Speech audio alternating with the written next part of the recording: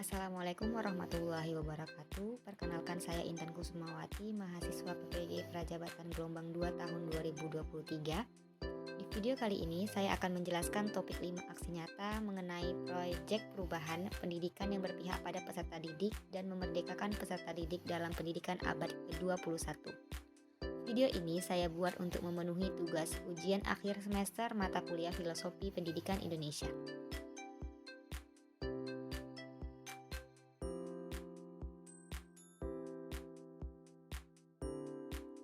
Proyek perubahan ini saya lakukan di sekolah mitra yaitu SMP Negeri 6 Pekanbaru di kelas 73 pada mata pelajaran matematika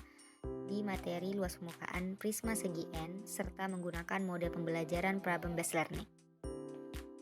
Pada saat saya melaksanakan kegiatan observasi dan asistensi mengajar di sekolah mitra tempat saya melaksanakan PPL 1 yaitu SMP Negeri 6 Pekanbaru, saya mendapati bahwa pembelajaran matematika di sekolah mitra masih dilaksanakan dengan cara yang konvensional, yaitu dengan menggunakan metode teacher center, di mana dalam pembelajaran peserta didik hanya mendengarkan guru menjelaskan dan tidak terlalu terlibat secara aktif dalam proses pembelajarannya, sehingga tidak terciptanya pembelajaran yang berpihak dan memerdekakan peserta didik. Berdasarkan kasus tadi, saya ingin melakukan proyek perubahan di sekolah mitra tersebut, yaitu dengan melaksanakan pembelajaran yang berpusat pada peserta didik dengan melaksanakan pembelajaran berdiferensiasi melalui metode problem based learning, dan juga memanfaatkan teknologi dalam proses pembelajaran dan menerapkan pembelajaran kelompok sehingga dapat meningkatkan karakteristik peserta didik sesuai dengan profil pelajar Pancasila.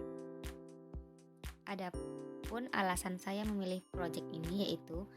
pembelajaran dengan menggunakan metode teacher center yang sudah tidak efektif lagi untuk mengembangkan keterampilan abad ke-21 yang harus dimiliki oleh peserta didik. Kemudian, selain itu, melalui pembelajaran yang berpusat atau berpihak kepada peserta didik dilatih untuk menjadi individu yang mandiri dan dapat mengembangkan bakat dan potensinya sesuai dengan minat yang mereka miliki, sehingga mereka memiliki keterampilan, pengetahuan, dan nilai-nilai yang diperlukan. Pembelajaran yang berpihak kepada peserta didik ini adalah pembelajaran yang dapat memfasilitasi kebutuhan belajar peserta didik yang berbeda-beda, di mana hal ini dapat diimplementasikan melalui pembelajaran berdiferensiasi, yaitu pembelajaran yang dapat mengakomodir kebutuhan belajar peserta didik.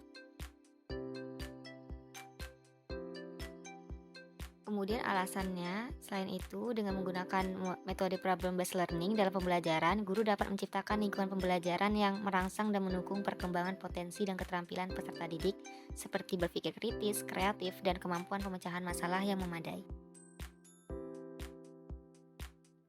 Dan alasan terakhir, yaitu dengan menggunakan teknologi dalam proses pembelajaran dapat memberikan kontribusi yang besar dalam menciptakan pembelajaran yang berpihak dan memerdekakan peserta didik, seperti dapat meningkatkan motivasi dan keterlibatan peserta didik dalam proses pembelajaran.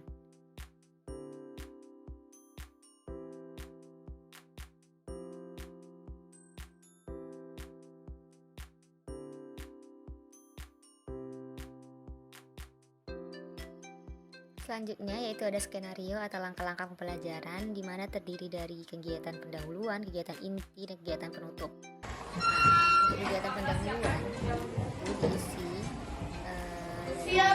ada kegiatan berdoa, memberi salam dan mengecek kehadiran, kemudian speaking, dan juga memberikan gambaran besar materi luas permukaan prisma segi N, lalu menyampaikan peraturan kelas dan memberikan motivasi dan apresiasi pada peserta didik, dan tidak lupa dengan menyampaikan tujuan pembelajaran yang akan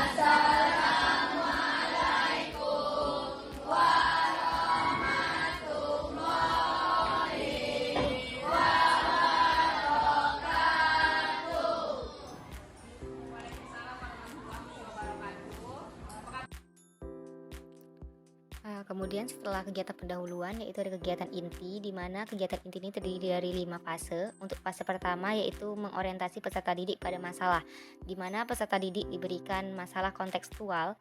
sesuai dengan kehidupan sehari-hari yang ditayangkan melalui penggunaan teknologi yaitu dengan menggunakan PowerPoint sehingga lebih menarik dan memotivasi peserta didik. Untuk fase 2 yaitu mengorganisasi peserta didik untuk belajar sehingga peserta didik dibentuk menjadi beberapa kelompok, dan untuk fase 3 guru membimbing penyelidikan individual dan kelompok, di mana guru berkeliling melihat kesulitan yang dialami oleh peserta didik. Kemudian setelah seluruh kelompok kesulitan disampaikan, kemudian salah satu perwakilan kelompok akan mempresentasikan hasil dari diskusi mereka di depan kelas, dan untuk kelompok lain juga memberikan tanggapan mengenai hasil yang sudah dijelaskan oleh kelompok penyaji. Untuk fase terakhir yaitu menganalisis dan mengevaluasi proses pemecahan masalah, di mana peserta didik meninjau ulang proses pemecahan masalah yang dilakukan dan membuat kesimpulan secara berkelompok di kelompok masing-masing mengenai pembelajaran pada hari tersebut.